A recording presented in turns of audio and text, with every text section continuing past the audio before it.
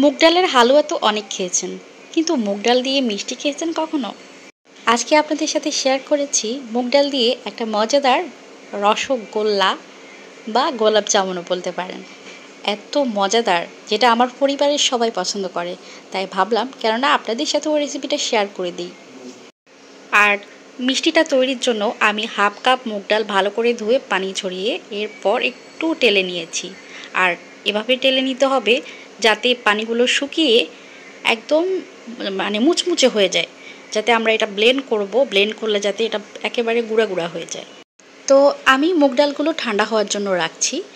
আর এখানে আমি শিরাটা প্রস্তুত করে নিচ্ছি। এখানে 1 কাপ চিনির জন্য 1.5 কাপ পানি দিচ্ছি আমি।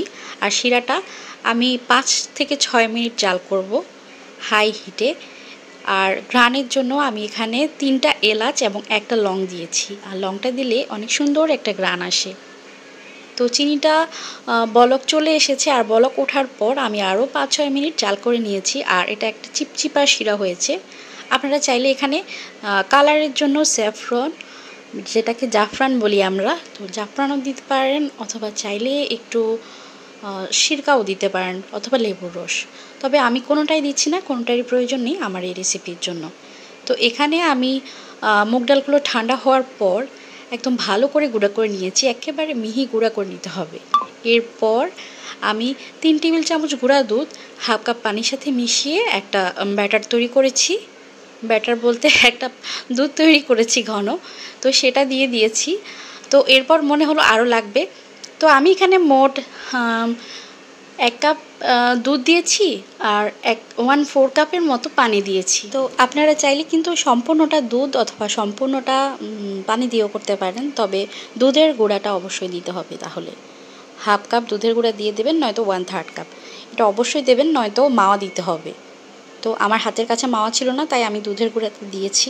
দুধের গুঁড়া প্রায় 6 থেকে 7 টেবিল চামচ মতো আমি দিয়েছি, পানি দিয়ে মিক্স করে দিয়েছি 3 টেবিল চামচ, আর নর্মালি দিয়েছি 2 টেবিল চামচ বা 2.5 টেবিল চামচ এরকম হবে। তো হাফ কাপ অথবা 1/3 কাপ গুঁড়া দুধ লাগবেই। তো পানি অথবা দুধ, তরল দুধ, এটা ডোটা একেবারে শক্ত করা যাবে না, আমরা যেরকম মিষ্টি তৈরি করি সেরকমই করতে হবে, নয়তো শক্ত হয়ে গেলে এটা যখন আমরা ভাজবো তখন এর গায়ে ফাটা ফাটা দাগ হবে। আর মিষ্টিটা ভাজার পরও কিন্তু শক্ত থাকবে, তাই অবশ্যই একটু নরম করে তৈরি করতে হবে, যেরকম আমরা শুধু দুধ দিয়ে তৈরি করি ঠিক সেরকম নরম হতে হবে। আর বাইন্ডিংয়ের জন্য আমি ঘি দিয়েছি অল্প 1 চা চামচ, এখানে তেলও ব্যবহার করা যাবে, তবে আমি বলবো আপনারা ঘিটাই দেবেন হাতের কাছে যদি থাকে।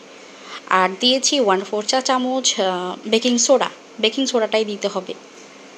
তো যাই হোক, এগুলো আমি খুব ভালো করে বেকিং সোডাটা মেখে সব কিছু একদম ভালো করে মধ্যে নিয়েছি, যাতে বেকিং সোডাটা সব ডোয়ের গায়ে সমানভাবে লাগে। তো আমি চুলায় চলে এসেছি, আর চুলায় এসে আমার একটু ভেজাল হয়ে যায় সব সময়ই। আমার কড়াইগুলোতে দেখা যায় যে আমি সবসময় রান্না করি, তো দেখা যায় যে নিচে লেগে যায়। আর যে কোনো মিষ্টি দেখা যায় যে লো হিটে ভাজতে হয়, সাথে সাথে যদি গরম তেলের মধ্যে দিয়ে ফেলা হয় সেক্ষেত্রে কিন্তু মিষ্টিগুলো ভেতরে কাঁচা থেকে যায়। এই বিষয়টা মাথায় রাখতে হবে। আমার যেহেতু নিচে বেজে যাচ্ছিল, তাই চুলার জালটা বাড়িয়ে আমি কিন্তু কড়াইটা একটু সিজলিং করে নিয়েছি যাতে করে নিচে না লাগে, যার কারণে আমার 2-3টা মিষ্টি অনেক বেশি কালার চলে এসেছে। আর এই মিষ্টিগুলো একদম গোলাপ জামুনের মতোই একদম লো হিটে ভাজতে হবে। তেলটা সামান্য গরম করে সাথে সাথে সামান্য গরম তেলের মধ্যে দিয়ে দিতে হবে। এরপর নাড়া যাবে না যতক্ষণ পর্যন্ত না এগুলো সুন্দর ফুলে ওঠে, ততক্ষণ পর্যন্ত।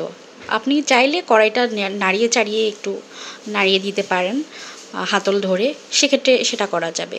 তো এখানে চুলায় আমি শিরার মধ্যে কিন্তু এগুলো 15 মিনিট ভেজেছি আমি। চুলার জালটা একেবারে কমিয়ে আমি পরে ভেতরে কুক হওয়ার জন্য 15 মিনিট ভেজেছি। তো আপনারাও কাজটা অবশ্যই করবেন, এরপর শিরার মধ্যে দেবেন। আর শিরার মধ্যে দিয়ে কিন্তু একদমই জাল করতে যাবেন না, তাহলে এগুলো গলে একেবারে ভেঙে যাবে, কারণ এগুলো অনেক বেশি মিষ্টি ছোপ করে।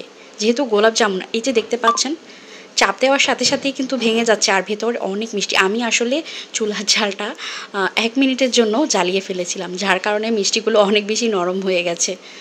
তো আমার আজকের মিষ্টির রেসিপিটা আপনাদের কাছে কেমন লেগেছে কমেন্ট করে জানাতে একদমই ভুলবেন না। আর ভিডিও ভালো লাগলে লাইক, কমেন্ট, শেয়ার করে আমার সাথেই থাকবেন। আজকে এখানেই বিদায় নিচ্ছি, আবার দেখা হয়ে যাবে নতুন কোনো ভিডিও নিয়ে। আল্লাহ হাফেজ, আসসালামু আলাইকুম।